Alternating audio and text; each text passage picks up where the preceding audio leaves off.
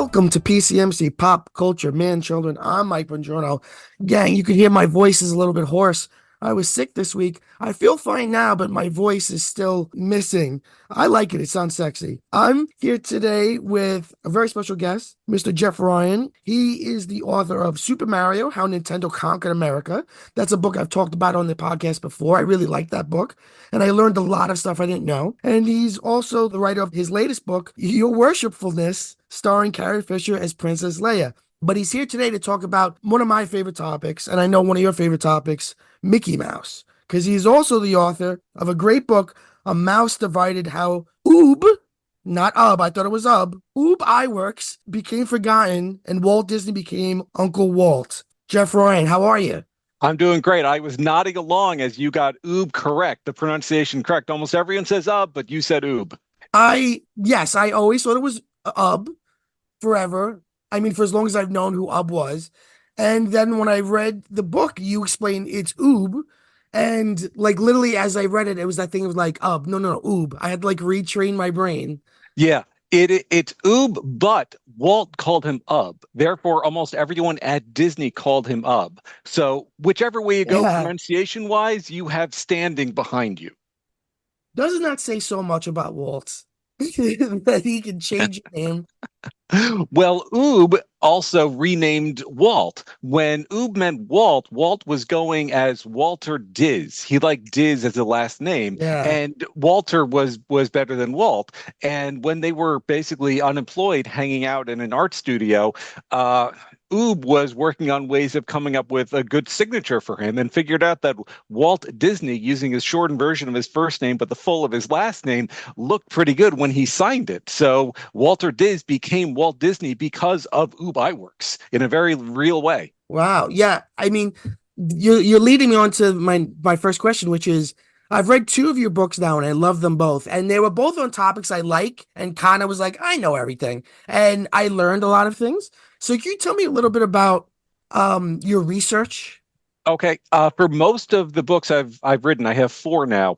3 of them were on topics I really knew. Like from a kid, I loved this stuff. The Mickey Mouse early years of animation, that was the one I didn't know much about. Oh, wow. So that's why it took me like 7 years to write this book, because I was going from not knowing very much about it as well. You know, if you put a gun to my head and say you got to write a book about a professional wrestler, I'll have that thing done in under a year because I've been watching it since I was a kid. If you say it's got to be Attitude Era, it was like, okay, I have no problem with that. Right. But if you told me to write a book about ballet, I was like, okay, do you need it this decade? Because I don't know ballet. If Mickey, what made you pick Mickey then for a topic? Because I had already written about Super Mario, and the way that Nintendo made Mario famous was by the Mickey Mouse playbook. They took one of their characters, their biggest icon, and they just stamped him everywhere you could possibly stamp him. Every bit of merchandising was there to back up and bolster the name of the company, the identity of the company, and the feeling that this is children's entertainment that's good for the whole family. And that's exactly what Disney did 50 years ago with Mickey Mouse. So I wanted to find out how Walt came up with the Mickey Mouse playbook in the first place. So it's almost like working backwards. Yeah. I find it really the interesting. Mickey Mouse book is like a prequel almost. Yes, it is. Yeah. I find it fascinating that your books choose to focus on character. Like it's not Nintendo. I mean, you get at the bigger, you get at Nintendo over in America, but you focus it on Mario. Same thing with this. This is really about this relationship between Ub Iwerks and Walt Disney, but grounded through Mickey as this character. And then you've got the Leia book. What makes you, that's a very interesting way of approaching it, like a project. Yeah, it's the fictional character biography. Yeah. Instead of writing a standard Walt Disney biography, I wrote a biography of Mickey Mouse, which means I needed to learn everything about Walt, but put it in just of the stuff that affected Mickey over the years. So the book ends in 1945. So if you want to find out what happened to Walt after that, about Disneyland, anything like that, sorry, my book can't help you. I just focus on the Mickey of it all. Yeah. I like The Animated Man. I forget who wrote that. Michael Barrier. Yes, that was fantastic. Good one. That's a good one. And that book and your book also echoes this. That's where I learned that he's not an anti-Semite, like many people. He's got a lot of bad things that you could say about him, but no proof at all of him being anti-Semitic. Right. The way I like to explain it is if you were like a 12-year-old white kid and you love listening to black music, you love singing along to rap music, all of a sudden you have this, well, can I say the words that they're saying? Because, I don't hate black people. I love black people, but can I say this word? And no, you basically can't say some of the words. Right. And Walt was the same way in 1920 because he loved watching vaudeville, and vaudeville was increasingly done by Jewish performers, and they were making Jewish jokes. And if you're Jewish and you're making a Jewish joke, fine. If you're not Jewish and you make a disparaging Jewish joke, that comes off as anti-Semitic, even though you're just quoting one of your idols. Right, right. It's so interesting. It's really interesting. There's a lot of stuff in the early Mickeys. I mean, Mickey changed both design-wise many times, but also personality-wise, almost to the point where he was refined into not having a personality. Because in the Yes. beginning, he's sort of a trickster. He's sort of naughty. He's hurting animals and kissing people against their will, and he's kind of a little bit of like a bad guy, like a lovable bad guy. Right. Right. He was not designed right off the bat to be the G-rated spokesman of the company. He was made to be an entertaining person. And you watch him the way you watched Larry David on Curb Your Enthusiasm. Yes. Not like I want to live my life like this way, but I understand what this guy's going through. Yeah, he's throwing a fit with the barista, but I've been there too. Right. Like life could be hard, but I can make music out of anything. That's sort of like early Mickey, kind of like. Yeah. So let's talk a little bit about Ub Iwerks. As I was reading your book, I said, let me try something I've never tried. I Googled who created Mickey Mouse. And it said right there on Google, like the front page, Walt Disney and Ub Iwerks. So it's, at least right now, it's not hidden.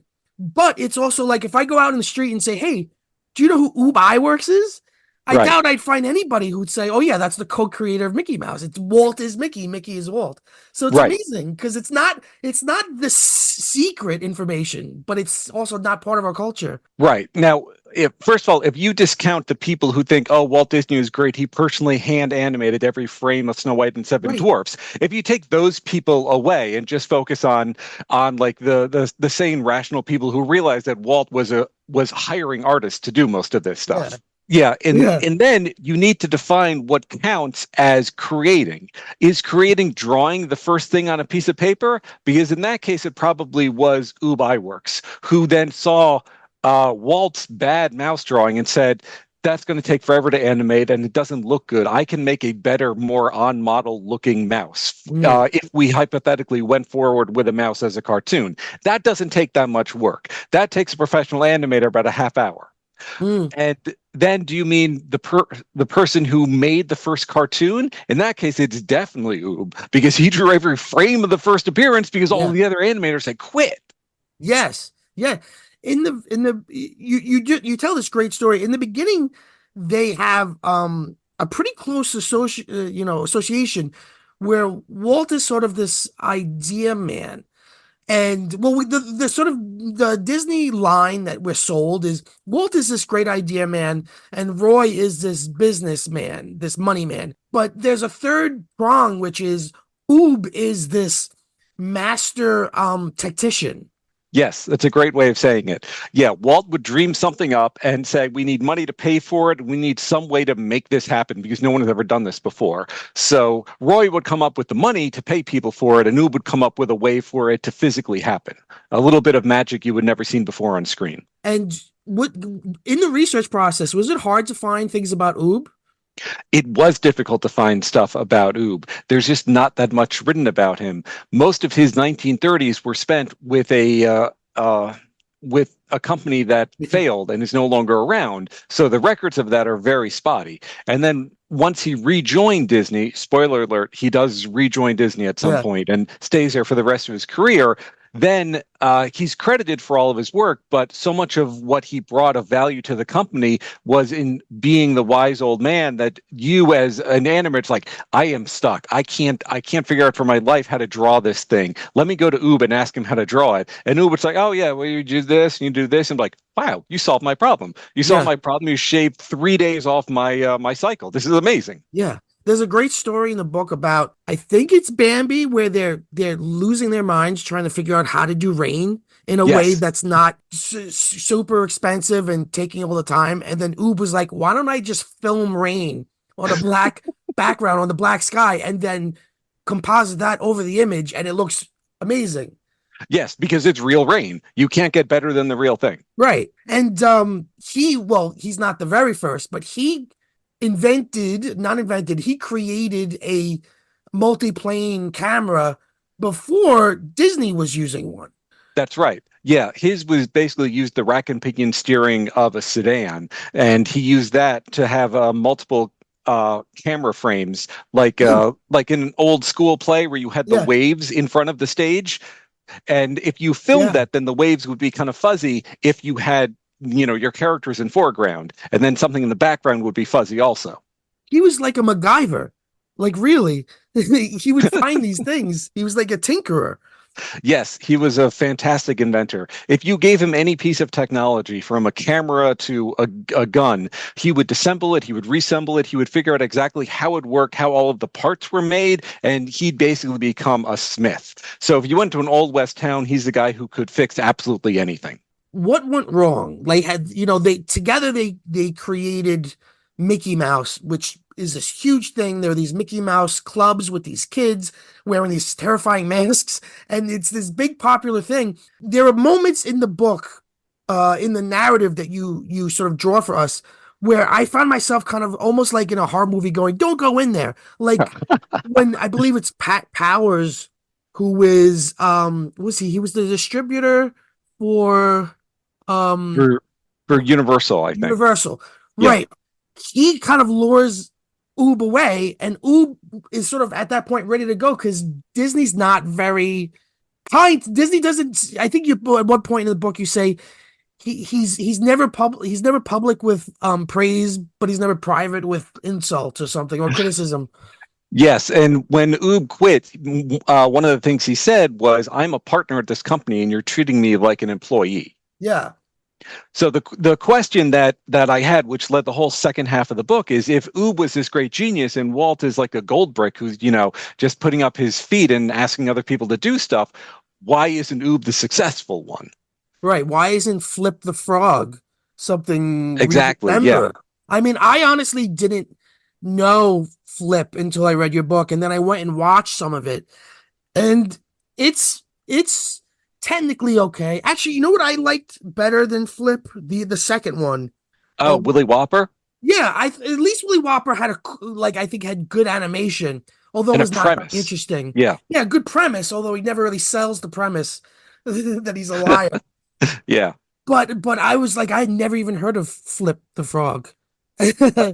Okay, my theory about why Walt succeeded and Ub didn't. Are you a Jeopardy guy? Do you watch Jeopardy? Mhm. Okay. One of the ways that James Holzhauer became one of the great all-time champions on the show was that he was a professional sports bettor before he went on Jeopardy. Mhm. For you or me, putting down a $50,000 bet is like, oh, that's a huge amount of money to lose. Right. I mean, you get a lot to win, but I don't know if I can do that. If you're on Jeopardy, you may have to put down a $50,000 bet, and you Right. have to do it with about 10 seconds worth of knowledge. And most people are too trepidatious to make that bet, and they hold on to the money, and then they bet $3,000 instead, which is as much as they can think to gamble. Yeah. And then when they win $3,000. James Mhm. has been doing this for a decade, so he has no problem putting the 50 large up, knowing I'm going to get the money back if I win, or if I get the question wrong, then I'll just get the $50,000 by answering some more questions.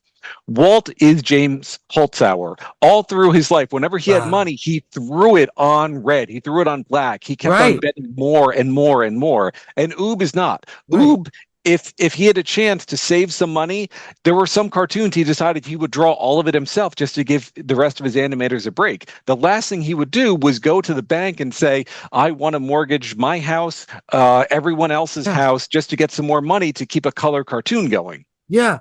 When I was reading the book, I kept thinking I would be Ub. Like Ub, I think behaves in a way that's based a little bit on fear of his future and thinking about his self-respect, I would end up like Oob. Because the way Disney, you said he would gamble all the money. Even if he didn't have money, he'd still be like, let's do this. We don't have money. How about we try it now with color? Or like he's constantly trying to push when there's even when stuff isn't coming in. Like I would never be able. I'm somebody who's like, do I get extra avocado at Chipotle today? I don't know if I have the money to do it. Walt is like, hey, you know what? We're gonna do a new sound system, so we'll put in we'll change your theater to be wired to the sound system I want it to be, despite not having money. Yeah, he was profligate in that, and it was a lifelong bone of contention between him and Roy because it wasn't his money he was spending; it was ultimately the company's money. But he had no problem writing the paychecks, and eventually he started a whole second company because he couldn't get money out of his own company, so he needed a second company just to fund his dreams for the first company. Yeah.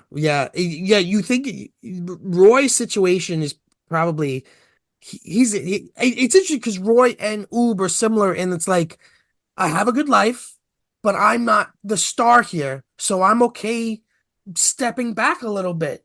Like the Oob that you talk, I wasn't aware that he went back, but the Oob that you talk about who went back and was actually doing a lot during the war and during like the years where they were making training films and propaganda and stuff. He was really making it work when they had a lot of stuff to do and not a lot of resources. He sort of is like this. I don't know. I imagine like this sweet old man who's like, oh, I don't need credit for anything. I'm just happy to be here. People like that. It's almost like Walt is he's like a cult leader or somebody like Trump or something like somebody who like he'll get people to rally behind him. Yes, and there are people besides the two examples you gave of people with great charisma who are making 100 other people row their boats in the same direction, but aren't Right, necessarily rowing them off a waterfall to their doom.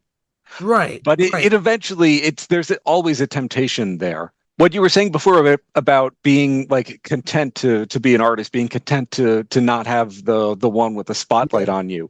I think that's something key to both Walt and Oob to understand. Oob didn't necessarily want the spotlight. Oob was a contented person for the most part. And Walt, like most other modern billionaires, was never content. He was always looking for something more. yeah, And people call that like the dream or the magic, but that's a very positive way of selling it. The negative side is that this is never someone who went to bed saying we did a good day's work and proud of what we did. It was yeah, always we could have done better. We could have put more yeah, money into this thing. It could have looked better. The next one's going to be like, you go to bed after making Mary Poppins and thinking, yeah, that was only okay. We can do better. We can yeah, we can do twice as good as that. yeah. I think I often think about like if he hadn't if he hadn't died when he did, if he hadn't been a heavy chain smoker, he would have really he would have kept being obsessed with this idea of the city of the future. And who Yeah. knows where that really would have brought him? Like, who knows? We could have a different world if he hadn't died when he did. There have been so many other people like Steve Jobs, who have always dreamed about the city of the future, and it's always bit them in the rear. They've never been able to get it off the ground. Yeah. So I think that he wouldn't have succeeded any more than anyone else. This would have been the bridge too far for him. But they Yeah. ended up building basically what's like a permanent World Fair as the Epcot pavilion instead Right, of what right. what he wanted, which is like a biosphere. Right, he wanted actual people living there, and he really it was, and it was interesting. And you talk a little bit about this in your book too. He sort of got he really had this amazing mind. Like he kind of got into it with designing the offices, designing the Yes. different studios, and how about underground tunnels? So if we have to bring artwork outside and it rains, we don't ruin the artwork. Or if there's like that led he almost has this like I wonder if he was on the spectrum, honestly. Like I want like he has this very interesting tunnel vision of thinking about, and it's really interesting reading your book because I feel like there's two major Walts, right? There's the Walt, Uncle Walt that everybody loves, and then like if you're a more cynical person, you're like, oh, Walt, he's an anti-Semite, not really, or he's a this, he's a that. He worked with McCarthy. he's either super evil or the greatest guy ever. And you talk about a guy who's just like really obsessive and often unhappy. Yeah. Yeah, the architecture thing, there's a story that's being told with every building in terms of what it was designed for, what its use is, how people are supposed to move around in there. And I Mm. think once he spent a decade living in other people's buildings, which we all do, and he had a chance of designing his own building, he really got into it because it's not just I want a nice kitchen here. Oh, I want the cabinets a little lower because we have my wife is short. It's realizing, Yeah. wait a minute, there's a story that's being told with every hallway and every doorway, and I want to tell this story the way I want to tell a Mickey Mouse cartoon or a silly symphony. I want to get this as the best that I can. Yeah. Yeah.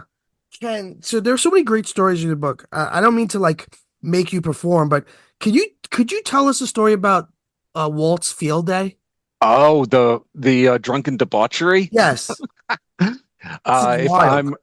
I'm remembering it right, Walt decided that he was going to throw a 1 day party for everyone, and he rented some sort of like a YMCA camp or something, and everyone drove out, and they had a great day. But these are guys just in the years after Prohibition was over. They were there, their wives were there. They had been hanging out with each other under a whole lot of stress for a long time. So it was the work hard, play hard thing, which is an expression that I really dislike because I feel like it's a toxic thing that people Yeah. say, like, we're going to make you work 70 hours, but then we'll buy you 3 pizzas. Right. But Right. but in this case, work hard, play hard meant we are going to explode with creativity and debauchery. So there were people running around naked. There were people peeing out of second floor windows. There were people who decided, my wife's here. I haven't seen her in a while. Well, we don't need to close the door before we start doing the nasty. That's okay. Yeah. Yeah, I'm proud of the way I look. I like the way she looks. And if people want to see, that's okay. Wow. It's And a right. Walt's wandering through this like, what the hell did I do? This is not this is what people say Hollywood is like, Yeah. the Right. Sea of Sodom of Gomorrah, and I actually made it happen at Disney. Yeah. Part of me the thing is, I feel like I love Disney. I love Mickey. I love Disney, but part of me wishes Disney wasn't so strict in its self mythologizing. Like the was it last year or 2 years ago? Disney Plus had this documentary, like Mickey, the Story of a Mouse. Uh-huh. It's a lot of the same myths over again, and it's like, well, why not tell that story? Like, I really, and I know why, because it's family entertainment, and but part of me wishes there was a more adult side of Disney that said, you know what, like we can embrace some of these more interesting things, like let's talk about, you know, Hitler not liking Mickey Mouse, or let's talk about Walt being a chain smoker and him having smoke everywhere and smelling like smoke, and he would cough as a way of letting you know he was coming. You know, Yeah. Yeah, and for the last 30 years, Disney has been slowly working that in, but never with Mickey. Like no, they distributed Pulp Fiction back in 1994, which was a big deal because yeah, that's a very hard R-rated movie, and Disney's making money off of it. And now that they own Fox, they have all of those R-rated Fox movies, including a new Deadpool movie, which is going to be one of the tentpole yes, releases of the summer. And normally you take your kids to a movie and there may be a little bit more fighting than you're used to. You can't take an 11-year-old kid to Deadpool, which is to say an 11-year-old kid really wants to go to Deadpool. right. Right. Yeah, and like the on Disney Plus itself, I find like it's not easy to find some of the Fox stuff. And it's like, they have all like, here's a Star Wars folder, and here's the like, why not an Alien folder? You know what I mean? Like you've bought all this stuff. You've become very near a monopoly. Yeah. And I don't know. It's It's a love something hate thing. it's something you would never normally accuse Disney of, but it's like, Disney, you're leaving so much money on the table here. Why aren't you merchandising this more? Why aren't you Yes. making this more prominent? And it's like, wait, am I accusing Disney of not slapping their logo on enough things? That Right. seems crazy. You're right. I think it's an attention span thing. I think Think they so? accept they we can only hold like 20 Disney brands in our head at any time. And if you start putting more on the table, it will dilute the brand, or some of them will just fall off the table and not get the attention that they want. That's interesting. You talk a lot about in the book about Mickey as a character, as a persona, and how he reflects his father's and how we read him. At one point you say something great where you say Mickey is Walt on a good day and Donald is Walt on a bad day. Yeah, Donald is everyone on a bad day, though. Right, but it's interesting. Donald became necessary because Mickey couldn't do things like Mickey couldn't do anything. He couldn't get angry. He couldn't do any of the things that could be funny. Yes, there were multiple times in the early 1940s where people would say, I've got a new Mickey Mouse cartoon. They'd start storyboarding it out, and they get a minute and a half into the storyboard, and then some bad fate would befall Mickey. And they realized, oh, he gets angry, and then, oh, no, wait, we can't make him get angry. That's what a normal person would do. But Mickey is a good guy, and we've painted ourselves into a wall. What happens when Mickey Mouse has a weight fall on his foot? And what happens is they just cross out Mickey Mouse's face and they draw on Donald Duck's, and it's a Donald Duck cartoon. Right. And then Donald gets angry, and you have a great Donald Duck cartoon. And people love that. Yeah. Right. And Walt would call him the duck, the mouse, the duck. Well, Yeah. interestingly enough. Yeah. Yeah. The first names weren't really used. It was that sort of like I don't want to say toxic manliness, but a sort of distant manliness where you're not allowed to show any sort of affection to anyone else. Oh, interesting. Yeah, like the actual employees. Like, give that to the duck. He'll do that. Yes, the way you'd say goodbye to your best friend is, well, get the hell out of here. Right. Yeah. So you talk a little bit about and this is something people criticize Disney for now, and because I do want to eventually get into talking about copyright and Steamboat Willie version of Mickey kind of being free for everyone now. Which is that Disney took a lot. He took a lot from other people, he took a lot from other cartoons, he took a lot from vaudeville. And that's not necessarily such a indictment of him because vaudeville, in vaudeville, people do each other's acts. Like what's it called? Tuscaloosa Hat Company. It's a sketch that Abbott and Costello did, the Three Stooges did, and then someone else also, and they all filmed it, and nobody was getting mad at each other.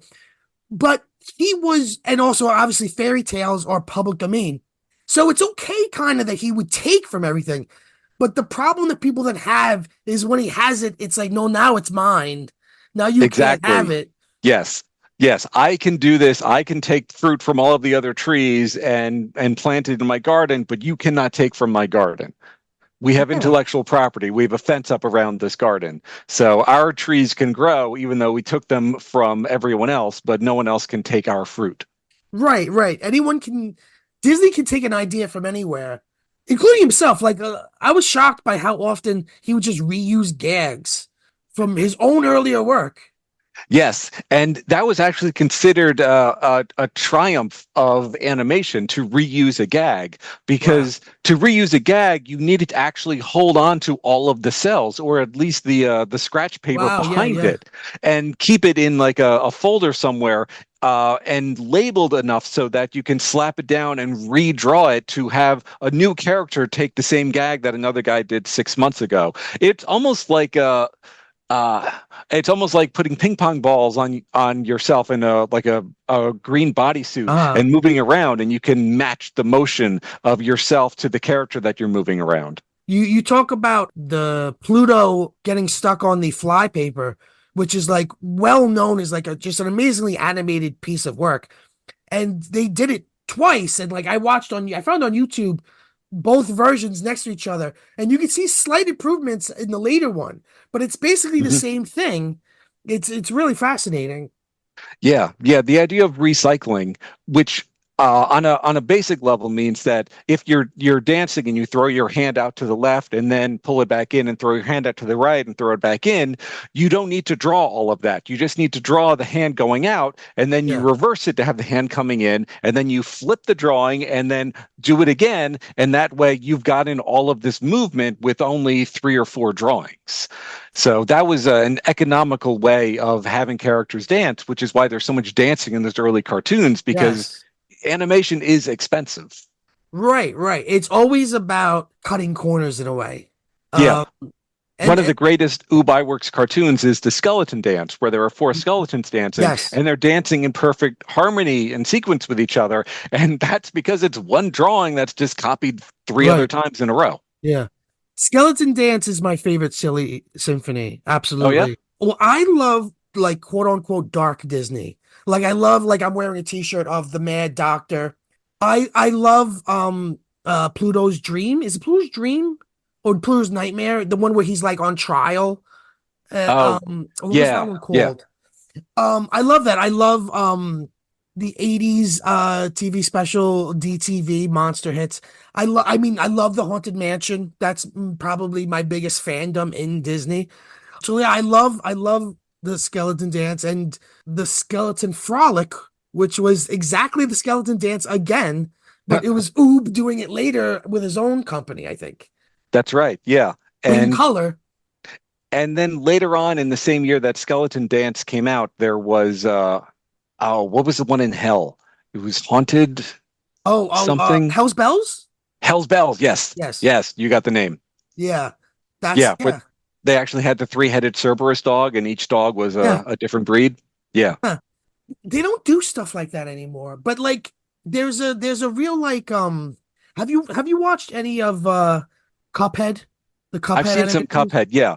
The villain in that is the devil. And it's sort of that's like really kind of harkening back to that weird, uncanny, almost kind of scary stuff that you'd get with rubber hose animation. Cuphead is based on Ub Iwerks' 1930s animation, the stuff that he did after he quit Disney and was working on his own.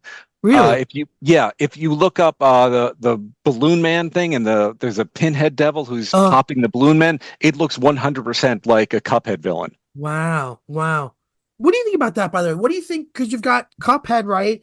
And then you've got the video games Bendy and the Ink Machine.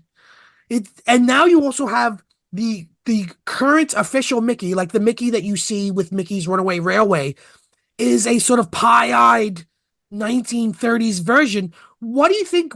Why is Rubber Hose coming back in some weird way? One reason why it's coming back is because of a topic we talked about before, which is that Steamboat Willie and the early Mickey cartoons are in public domain. And one way Huh. of salting the earth to make sure, yes, it's in public domain, but no one can start a Mickey Mouse store is by saying, well, it's in public domain, but we still have a copyright over Mickey making certain products. And if we Oh. start bringing back the pie-eyed black and white Mickey where it says circa 1928 on it, there's really no way you can make your own original free Mickey Mouse licensed merchandise without stepping on Walt and Disney's Hmm. shoes making their own identical Mickey merchandise. Interesting. Interesting. I did not think of it that way. Yeah, think about how easy it has been to find a black and white Mickey item in the last 5 years. Right, right. Because when I grew up in the 80s and 90s, it was the Fred Moore Mickey everywhere. That more flesh-toned Mickey. Hmm. The dad bod Mickey. Yeah. Yeah, the dad, yeah, right. The Mickey that sometimes, well, there was the Mickey, well, I forget what the last original Mickey cartoon, the one where he's like fishing. I forget what that's called. That's where his eyebrows. I didn't like that Mickey, where he's too human. But the Mhm. early Fred Moore stuff, like where he's like basically when they started with Stretch and Squash. Like I love that Mickey, and that Mickey was the Mickey everywhere. But you're right, now you see black and white Mickey often, and toys of black and white Mickey. Yeah, that's really interesting. Yeah, I know Bob Iger, the head of all of Disney, one of the ways that he was able to control a multi-billion-dollar corporation was he said, we're only going to focus on 3 things at a time at this company. So we have the Muppets. Well, that's great, but Muppets are Mm. not one of our big priorities. And No. that's therefore you're just not going to get Muppet stuff. Maybe a show will sneak onto Disney Plus, Yeah. but they're not going to tell you about it. You're like, oh, they made a Muppet show. I had no Right, idea. right, right. Right. Right. So I think in merchandising they were trying to only focus on a certain number of things, even if that left money on the table. I would love some more Atlantis: The Last Empire gear, but that's not going to happen. Yeah. It was one movie that came out, and they made a one of those direct to DVD sequels, and then that's it. So that's going to stay in the vault. But Mickey is perennial, so they're always going to find ways of making more Mickey stuff. And if they can also ensure that there's not going to be any competing Mickey that's coming out anytime soon, then they're making money two times, because they're making it Yeah. today and they're making 2024 money also. Right. Well, since we're already talking about it, let's talk about what happened, because there's a long history of Mickey never being allowed into the public domain. Disney lobbying to get copyright laws changed. I mean, I Yep. believe in America the first copyright law was 7 years plus, if the author was still alive, you could get another 7 for a total of 14. And then it became double that. And then it became the life of the author. And then it just grew. And Disney was behind. I believe the last time that Mickey was almost in the public domain was maybe the 70s or 80s. I can't remember. I They think it were was the early 90s, and then they early kicked the can 90s. down one more decade. Right, right. And they called it the Mickey Mouse Protection Act because Yeah, yeah, that's what it was nicknamed. right. So but now they've let at least Steamboat Willie into the public domain, and we've got that Mickey Mouse Hunt horror movie coming out from, I believe it's the same people that made the Blood and Honey Woody the Pooh movie. Oh, that's supposed to be horrendous. Yeah, yeah. And there's actually no, there's two Mickey horror movies, and then there's like a Mickey horror game coming out. There were a lot of games coming out. Some of Yeah, them look really good. One of them basically looks like a Toontown game, like a Roger Rabbit yeah, in Toontown, except it's all black and white, and it looks like a first person Cuphead, which is great. right. So what's happening is are these people who are producing these things, are they towing a fine line, or is Disney at a point now where they're like letting things slip? Disney has been letting things slip for decades. So there was a line in the sand, and it's a very easily known line in the sand. And people were crossing the line, and Disney would go against them. In the 90s, they got in some very bad publicity for suing a daycare center for putting Yeah. an Aladdin mural up. And Yes. Disney realized, like, the $200 we may have saved by the Aladdin mural does not equal out all of this millions of dollars in bad publicity. I mean, we're Right. still talking about it now. Right. So they decided we're not going to make a big deal if one individual artist decides to start selling 20 copies of a print of like a Disney character. And keep in mind, all of Marvel and all of Star Wars are owned by Disney now. It's hard to draw in, someone else's character without Disney eventually owning it. Right. That's true. So the, Yeah. the line in the sand, people have been crossing all the time, but this is the first time they can cross it legally. And that makes a difference, because it's one thing to say, I'm going to draw Storm from the X-Men. I'm going to go to a comic convention and sell it. I'm not going to tell Disney about it. I'm not going to give Marvel any money. It's another thing to think I'm legally within my rights to make this Mickey Mouse cartoon and sell it because it's mine. And people were much more trepidatious to Yeah. not break the law than to break the Right. law. Yes. But do they have to stick with black and white pie eye Mickey? Like if it was, Fred Moore Mickey in this Mickey horror movie, could Disney go after them? Or even if they could, would they? Legally, yes, they could go after them. The only thing in the public domain right now are the first 3 Mickey cartoons. Those are Plain Crazy and Gallopin' Gaucho, which were made as silents, and Hmm. then Steamboat Willie, which is the one that everyone knows, which became a big hit. And they've Okay. added sound to the first 2 of them, but that's the box of contents. You can take Mickey from those 3 things and the elements of those 3 things and turn those into cartoons or whatever else you want to do, Right. and you can legally use those toys in that sandbox. So it's not Mickey Mouse, the character. It's those texts, is those shorts. It's That's those what's shorts. insane. Yes. You could expand upon them, but we talked about before about how Mickey is kissing girls he shouldn't be doing and beating up Uh, animals. That is the Mickey Mouse that you have to expand on to say, you want to see more adventures of this guy? And people are like, no, I don't want to yeah. see Mickey Mouse and like doing like frat night roofie Right, experiments right, with right. people. Yeah. Right. Shooting, accidentally shooting Pluto. Um, do you remember the movie Escape from Tomorrow? It was a independent movie that was Oh, the one that sneakily was shot. filmed on the sly. Yes, at Yes. Disneyland, I believe. Hmm. I remember that was a big deal, and that Disney didn't, I don't think they went after them. I think, No, which is no. wild, really. Do you know the Streisand effect? No. Okay, so Barbara Streisand has a house on the Pacific Ocean, Mm, and a group of erosion people working with the State Geological Society wanted to take pictures of erosion damage. So mm. they wanted to take pictures of everything along the coast, but they needed to tell all the homeowners, we're going to take pictures of your coastline. Hope that's okay. Uh, you were officially allowed to protest this if you didn't, for whatever reason, want your backyard taken a picture of. And Barbara Streisand protested because she's a famous person and she didn't want her backyard, she paid good money for this and she didn't Right. want it to become public information.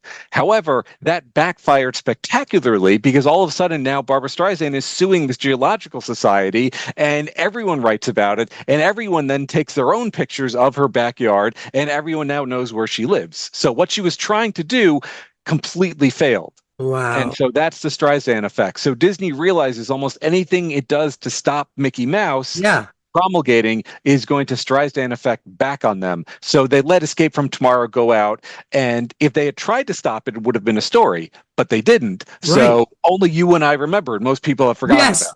Because it's Yeah, not a very good movie, other than it's one little gimmick. right. Um, yeah, that's such an interesting point. They've gotten smarter, really, at how they're protecting the intellectual property. Right. And if you think about protecting intellectual property in terms of I want to get paid every time you use, one of my characters, they're probably if I was drawing copies of Storm and selling them at conventions and Disney said you got to pay me $12 whenever I do that, I would simply stop doing that.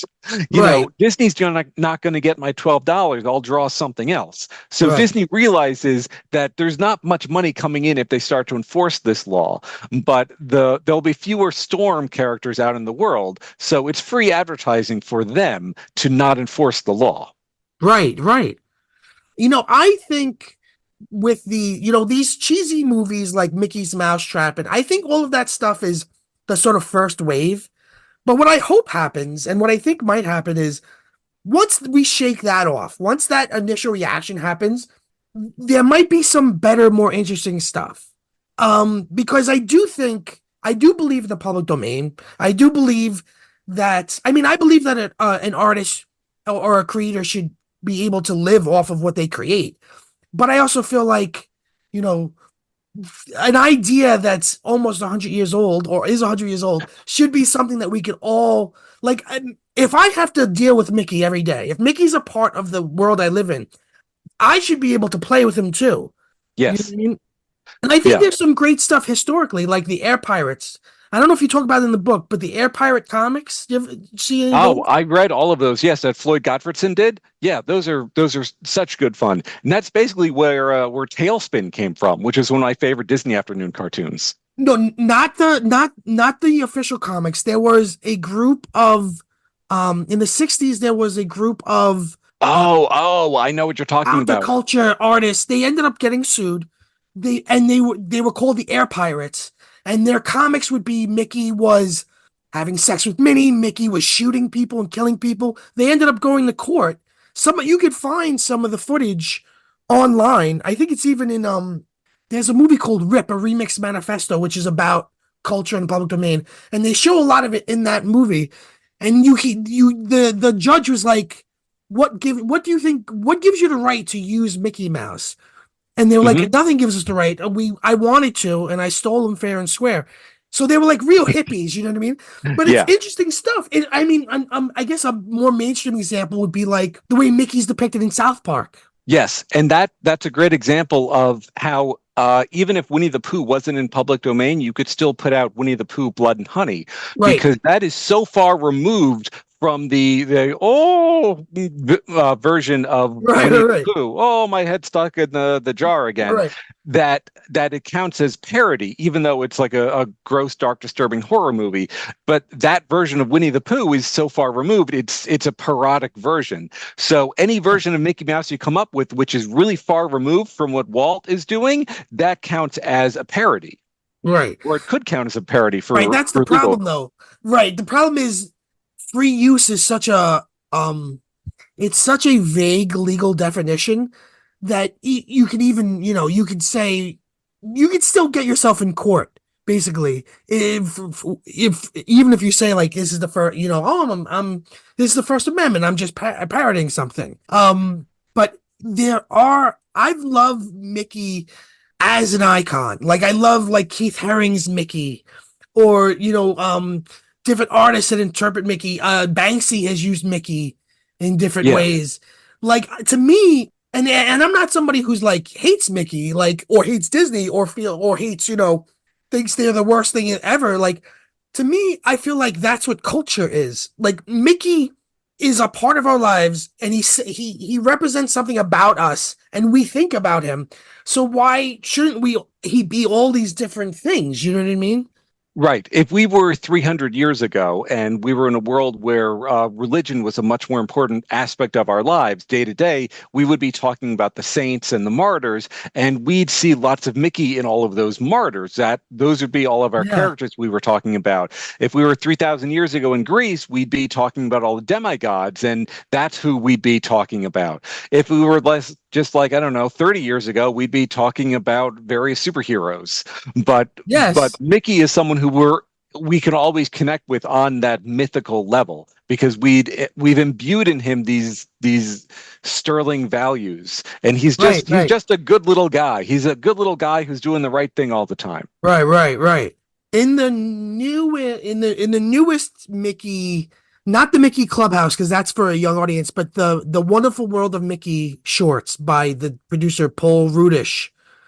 Um, they've actually, I think, in a way that I like, they've given him a character where he's very neurotic and very nervous and scared. And I feel like that was a good turn from like being so good and so sweet to like he's afraid of the world. Are you familiar with those at all? Yes, they're like a flash animation almost. Yes, yes, Yes, and Chris Diamantopoulos is the voice. And yes. if you look up what else he's done, it's like, oh wait, that's Russ, the slimy skis bag from Silicon Valley, and that's also Mo Right, Howard from the Three Stooges live right. action movie. Like he is such a crazy IMDb page, and among all these other things, he's a current voice of Mickey Mouse. I know and what a flex. I mean, what a crazy thing to be to have on your resume.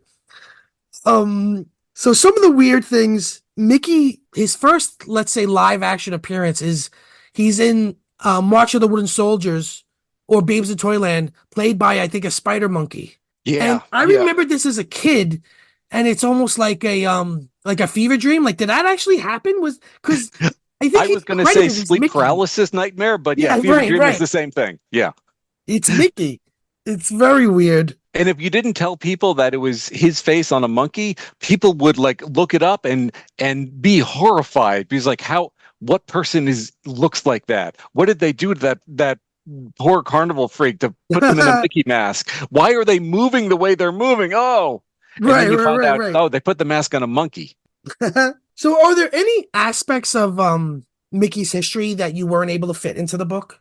I had originally imagined that I was going to talk a lot more about Disney's failures over the years. Mm, Uh, like for about 30 years straight, they had a series of next steps after uh, Walt Disney World. They yeah, were going to build an America theme park in Virginia. They were going to build something called Mountain King in California as like a yeah. ski slope, and they had a whole lot of these that they were thinking of. There's something in Times Square, and they cleaned up Times Square, but they didn't build what they wanted to build in Times Square. Mm, So they had about a 30-year record of, in terms of structures, in terms of going places and coming up with tourist traps, that they were not doing very well.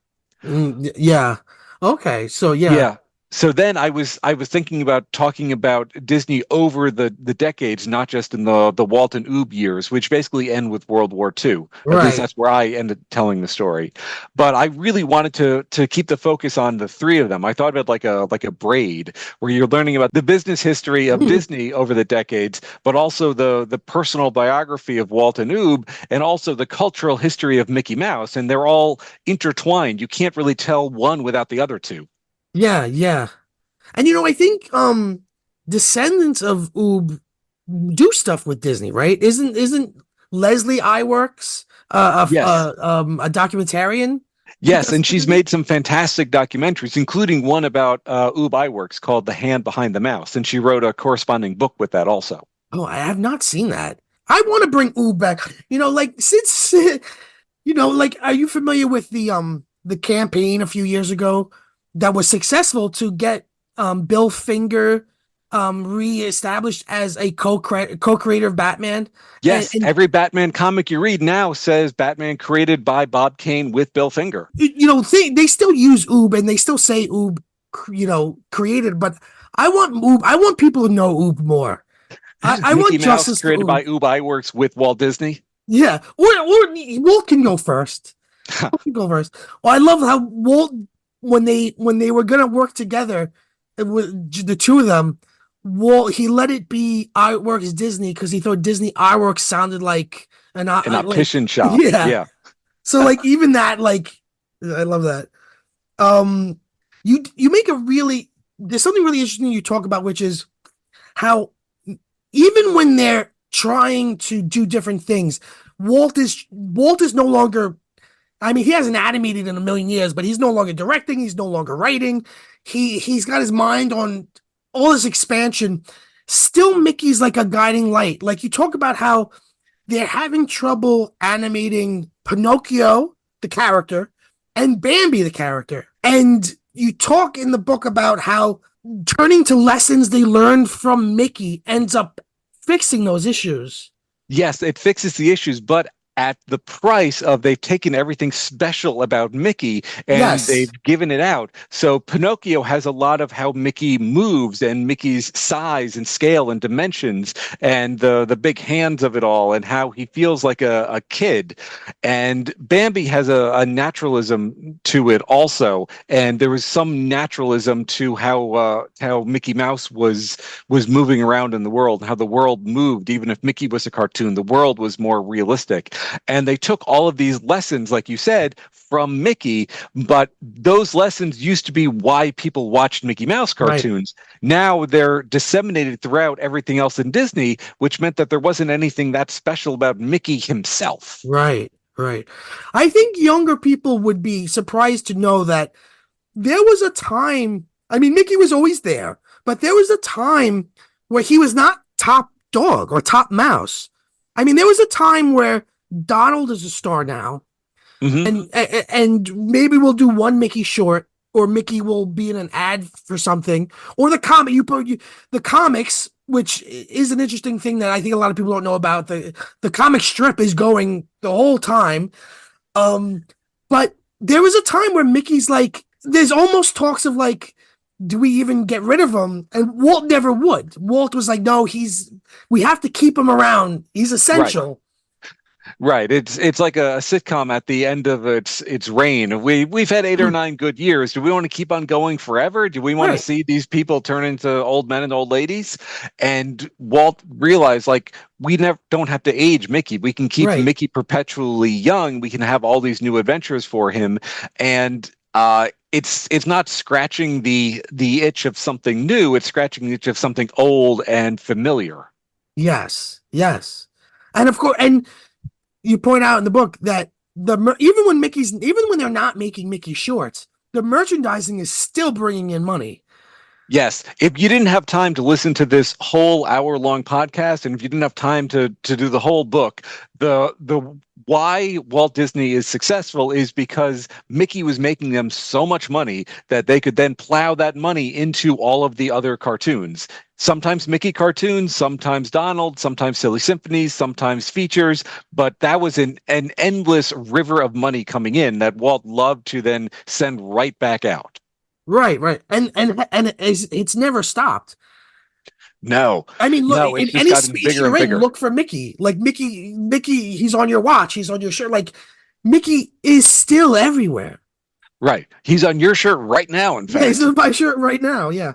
Well, Yeah. I want to ask you, are you not just Disney, but just in general nerddom? Do you collect things? I have never really found anything to collect. When I was a kid, I collected comic books. Yeah. And I thought about baseball cards, but I was just more into comics. And I stopped because it got too expensive and I was going on to college and I didn't want to Yeah. spend like $35 a week on, my weekly pulls. But I realized I loved reading comics and I didn't necessarily need to own them. Uh, So long as I found a way of reading them by, sponging off of friends or going to the library or finding them online, all of those were satisfactory ways for me to read comics. But collecting is something that I've always been looking for things to collect, but I've never found it. I'm still looking. I'm still chasing what to collect instead of chasing the collection. yeah. Well, you know what? Don't then, because let me tell you, it's a lot of money, and if you're not bitten by that bug yet, go ahead and be happy. I want to show this is an audio medium, but I want to show you something of my collection. This is my favorite Mickey. This is a Gabriel mechanic Mickey Mouse. You wind him up on the back, and you can Uh-huh. see his innards. Oh, wow. Yeah. I believe it's from 1978. Um, I got it for a steal. I got it for like $5 because the person who had it didn't know what they had. You can find them on eBay for like at least 100. I have tons of I'm drowning under bullshit. So go, you're probably having a healthier life than I do. Well, I have noticed that there's a thing where the thing you want to collect, the want is more than the scratch that's itched. I keep on saying that phrase. When you get it, like I've had friends who've wanted a certain issue of a Yeah. comic. And they look for 10 years for it, and they find it, and they get it, and it's great. They put it, and they still look for that comic because they forgot that they got it. Yes. Yes. I was at one point in my life, I was so deep into Star Wars action figures, three and three quarter inch action figures, Uh-huh. that I had to tell myself because I would do that. I would find a figure and I go, wait, do I have that? And I'd say, you know what? The new rule is if you're not even sure if you have it already, you can't buy it. Because you'd be buying doubles of things, or you didn't really need it, right? Because Right, if you have it already and you're excited to see it, you're right. It's the gathering of it. right. Um, What's egg 88 times two? right, right, right. Egg 672? So tell me about your latest book, the Princess Leia book. Oh wow, we just segged into Star Wars. That was very clever there. Nice. So I'd written about in Super Mario. I wrote about one creative force in Shigeru Miyamoto making one great Yeah. iconic character in Super Mario. And then when I wrote about Mickey, I wrote about two creators with one character. And one of the creators became a Steve Jobs, and one of them became a Steve Wozniak. Yes. And so I wanted to then write about an actor and a role where the role ended up overshadowing the actor. And I thought about doing something with a sitcom star. Like if you're thinking of Jenna Fisher from The Office, she Yeah, played yeah. Pam.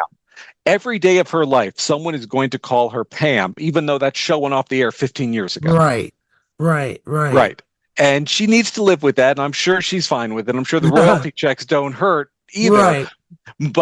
But in terms of getting a chance to like keep on acting and have the world know who you are, the world kind of already knows who you are from this character because it's overshadowing everything else you could bring to the stage or screen.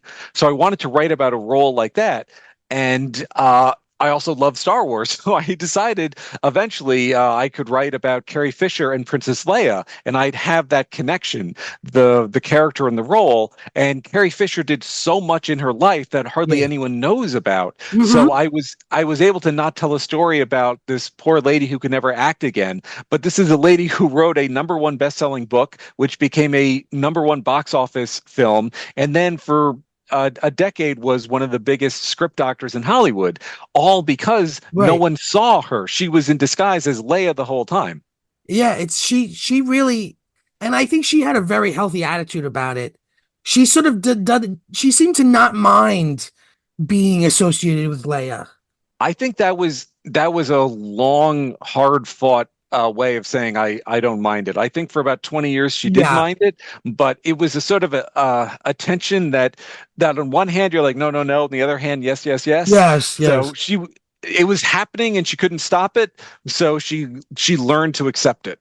Well, I think Leonard Nimoy wrote two memoirs, and the first one's called I'm Not Spock, and then I think the last one is called I Am Spock. Yes. So so that you see a journey there with him, like, you know what, I am Spock. Why not? You know, I was thinking about writing a memoir called I Am Not Spock because I'm not You're Spock. not, and it You're would not be Spock either. accurate. You could write that one. Right. No one really is, in fact. Except, I guess, Benjamin Spock, the pediatrician. He's Yes. the one person who couldn't write that book. Everyone else was legally able to use that title. He was the baby book, right? What was the name of that book? Was he Dr. Spock's Baby and Child Care, I think. Baby? Yeah, Dr. Spock. Deep cut. Speaking of deep cuts, I knew I was gonna like you when I was reading this book. On page 165, I forget what you were referencing, but you make a Mystery Science Theater 3000 reference.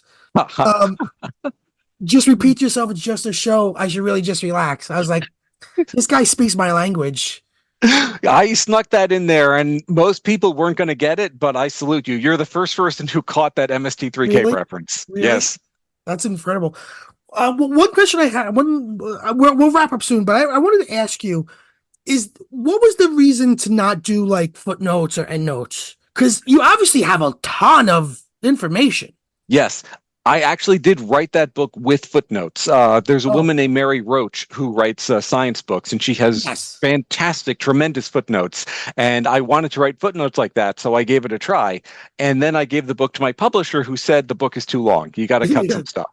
Okay. And the very first thing that you would cut then are the footnotes, because by definition, they're not essential to the Right, story. right. Right. And I hate to say it because I want to say, no, I'm right there, wrong. The book would have been better with an extra 20,000 words in it. But I can't remember hardly anything that was there in the footnotes. It all disappeared from my memory. All the stuff Yeah, I thought was so important that needed to be there. Once it was gone, it's like, oh, this is moving slower. What yeah, helped me in cutting it? Where you were around when DVDs first came out, right? yeah, All of the deleted scenes, yeah. and it would be such a big deal. I get to watch all these Martin Scorsese deleted scenes, but not every film is a Martin Scorsese film. A lot of times you would watch the deleted scenes, you'd be like, yeah, I know why they deleted that. I figured Right, why they right, deleted right. that. Yeah, that was 2.5 minutes in a comedy where I didn't laugh once. I Yeah, get why you cut that yeah. scene. Yeah, I remember So, when I was in grad school, I did a lot of footnotes on a paper once, and the professor was like, cut it. And I was like, well, it's important. And he was like, okay, then put it in the text. And I was like, well, it's not important enough for the text. He's like, okay, then you can cut it. Like, it's very simple. If it's important, put it in it. If yeah. not, if you really just want to go on a digression, then it's not necessary. Yeah, but having to cut words really, really helped me, not just with editing, but with the philosophy of editing, Yeah. looking at each sentence as this is an 18-word sentence. How many words do I need to keep the ideas in this sentence? Could I do it in 15 words? Can I cut 3 words out of this sentence? Because that'll help. That's 3 words that I now don't need to cut from a more important sentence later on. Yeah. Yeah. I think, is it Stephen King on writing where he says, you could shut the door or you could shut the door aggressively, but neither is better than I slam the door. Yes. Yeah, that's a great way of putting it. If you can get your 17-word sentence down to 12, and it's like, this is an even better sentence. And each Right. word you use is not wasting the reader's time, but is using the reader's time. And the reader's time is valuable. So, it's a privilege to have a book picked up and someone decides this is a book I'm going to read. And I want to honor that reader's time by not boring them with 19 pages where it's like, it gets kind of good around page 20. So just bear with me through 19 pages of dross. I can tell you, start on page 20. Your books are very good. You've got a real snappy style. Your books are very, very consumable. I think anybody who likes this podcast will like your books. Can you tell me, what are you working on now, or what are you working on next?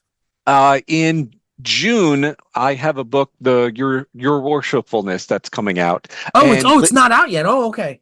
I did a Kickstarter for it, but it's officially going to be coming out later on this year, which is why if you Google it, it doesn't really come up.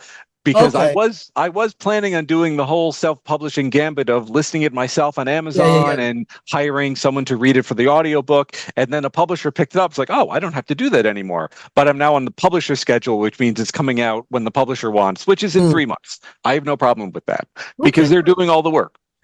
And then later on this year, I have a whole other book about Spider-Man and the artists who draw Spider-Man called Father and Son Issues, The Secret History of Spider-Man. Interesting. So it's funny because when I was thinking about Ub, I was thinking also about Ditko. Yes. Yeah, I have a whole chapter about Steve Ditko. Yeah. But the book mostly focuses on John Romita Sr. and John Jr. Oh, okay. If you were a Spider-Man head, you know who those people are. Yes. Very cool. All right. So you write cool books. Thank you so much for being here. I like to ask people what they're currently obsessed with. What's the thing that you're reading now, watching now, playing now that... it's maybe you're binge watching it. It's something that's on your mind. What's the thing you're currently obsessed with? Oh, you asked me the wrong questions. I'm going to bore you out of the room with this one. I read a book last week all about parking and how parking explains the world. That was the subtitle of it. Parking? Like parking. Yeah, like park cars in parking lots and all of that. Really? Yes, they talk about how whenever you build a new structure, you need to account for parking and you need to build a huge parking garage next to your building. But that parking garage is going to be mostly empty all the time. So it's an expense that the builders don't need. If you count 1,000 parking spaces in your town, maybe 950 of them are going to be empty at any given time. But we account for so much of parking.